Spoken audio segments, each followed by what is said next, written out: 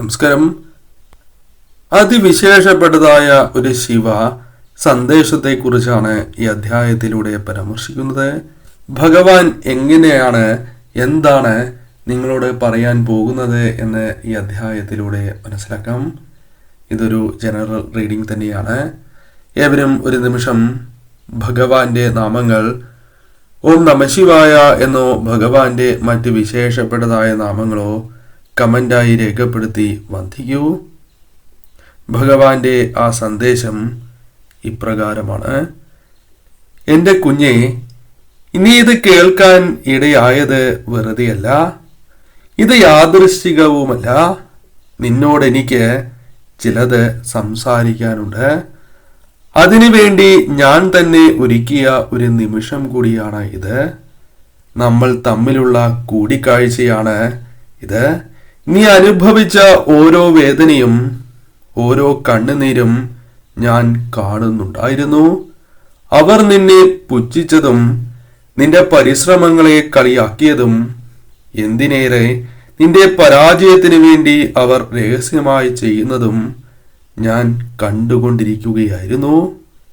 അവരുടെ അഹങ്കാരം കാരണം കണ്ണു കാണാതായ കുറച്ചു പേർ നിന്നെ എങ്ങനെയെങ്കിലും തോൽപ്പിക്കാനും എല്ലാവരുടെയും മുൻപിൽ വച്ച് നാണം കെടുത്തുവാൻ വേണ്ടി ഒരുപാട് പരിശ്രമിച്ചു. നീ പൂർണ്ണമായും തകർന്നു. കാരണം അത് തന്നെയായിരുന്നു അവർക്ക് കാണേണ്ടിയിരുന്നത്. അവരുടെ ഒരേ ഒരു ലക്ഷ്യവും അതായിരുന്നു.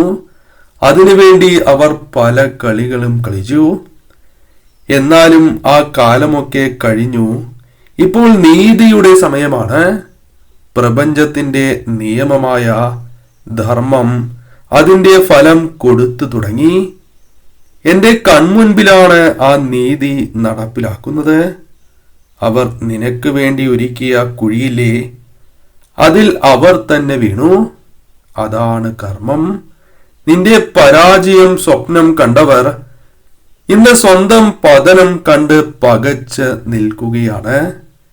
എല്ലാം തല കീഴായി മറിഞ്ഞു. അവരുടെ എല്ലാ തന്ത്രങ്ങളും അവർക്ക് തന്നെ വിനയായി മാറുകയും ചെയ്തു. അവർക്ക് എന്ത് കിട്ടി എന്നറിയണ്ടേ? സ്വന്തം കുടുംബക്കാരുടെ മുൻപിൽ തന്നെ നാണം കെട്ടു. ഒന്നിനും ഒരു സമാധാനവുമില്ലാതെ ഒരു അടങ്ങാത്ത ദേഷ്യവും അസ്വസ്ഥതയുമായി അവർ നടക്കുന്നു. കണ്ടില്ലേ, അവരുടെ കളികൾ അവരെ തന്നെയാണ് കുഴിച്ചു മൂടിയത്. ഇതെല്ലാം അവരുടെ പ്രവൃത്തിയുടെ ഫലം മാത്രമാണ്. പക്ഷേ നീ ഒന്നിനെക്കുറിച്ചും പേടിക്കരുത്. ഒരു തരിമ്പ് പോലും നിന്നെ വേദനിപ്പിക്കുവാൻ അവർക്ക് കഴിയുകയുമില്ല. കാരണം എൻ്റെ സംരക്ഷണ വലയത്തിൽ നീ പൂർണ്ണമായും സുരക്ഷിതനാണ്. നിനക്ക് ചുറ്റും ഊരിപ്പിടിച്ച വാളുമായി എൻ്റെ കാവൽക്കാരും നിന്റെ പൂർവികരും ഒരു കോട്ട പോലെ നിൽപ്പുണ്ട്.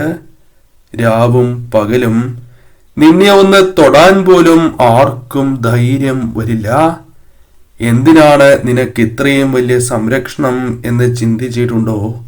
അത് മറ്റൊന്നും കൊണ്ടല്ല, നിന്റെ ഉള്ളിലെ നന്മ കൊണ്ടാണ്. അതാണ് നിന്റെ ഏറ്റവും വലിയ ശക്തി. നിന്റെ ഹൃദയം അത് ക്രിസ്റ്റൽ പോലെ ശുദ്ധവുമാണ്. അതിൽ ചതിയില്ല, വഞ്ചനയില്ല. ആരോടും പ്രതികാരം ചെയ്യണം എന്നൊരു ചിന്ത പോലും നിനക്കില്ല. നിന്റെ നന്മയാണ് നിന്റെ ഏറ്റവും വലിയ ശക്തി. ഒരു ദുഷ്ടശക്തിക്കും നിങ്ങളെ തകർക്കാൻ കഴിയാത്ത പരിച. രസം എന്താണെന്നോ, അവർ നിന്നെ ഊതിക്കെടുത്തുവാൻ നോക്കിയപ്പോഴൊക്കെ നീ ഒരു തീനാളമായി. കൂടുതൽ ആളിപ്പടരുകയായിരുന്നു സംഭവിച്ചത്. നിന്നെ വേദനിപ്പിക്കാനുള്ള ഓരോ ശ്രമവും നിന്റെ പ്രകാശത്തെ കൂട്ടുകയാണ് ഉണ്ടായത്. സൂര്യകാന്തി പൂവ് സൂര്യനെ നോക്കി വിരിയുന്നത് പോലെ നീ എപ്പോഴും പ്രകാശത്തിലേക്ക് മുഖം തിരിച്ചു. ഇപ്പോൾ നീ സ്വയം ഒരു സൂര്യനായി മാറിക്കഴിഞ്ഞു. തകർക്കാൻ പറ്റാത്ത ഒരു വജ്രം പോലെ തിളങ്ങുന്നു. നിന്റെ ആ പ്രഭയ്ക്ക് ഇപ്പോൾ ഒരു കാന്തിക ശക്തി തന്നെയുണ്ട്. ഇതൊന്നും വെറുതെ സംഭവിക്കുന്നതല്ല കേട്ടോ. നിനക്കായി ഒരു വലിയ പദ്ധതി തന്നെയുണ്ട്. പ്രപഞ്ചം നിനക്കായി ഒരുക്കുന്ന ഒരു മഹത്തായ പദ്ധതി. ഈ 1-1, ഈ 2-2 പോലുള്ള അക്കങ്ങൾ നീ ഇടയ്ക്കിടയ്ക്ക് കാണുന്നുണ്ടോ? അത് ഞാൻ തരുന്ന ഒരു അടയാളം തന്നെയാണ്.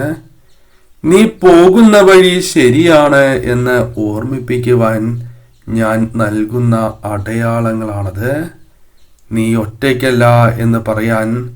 അതുകൊണ്ട് ഇനി ഞാൻ പറയുന്നത് ശ്രദ്ധിച്ച് കേൾക്കണം. ഒന്നാമത്തെ കാര്യം, ഈ യാത്രയിൽ എന്നെ പൂർണ്ണമായും നീ വിശ്വസിക്കണം.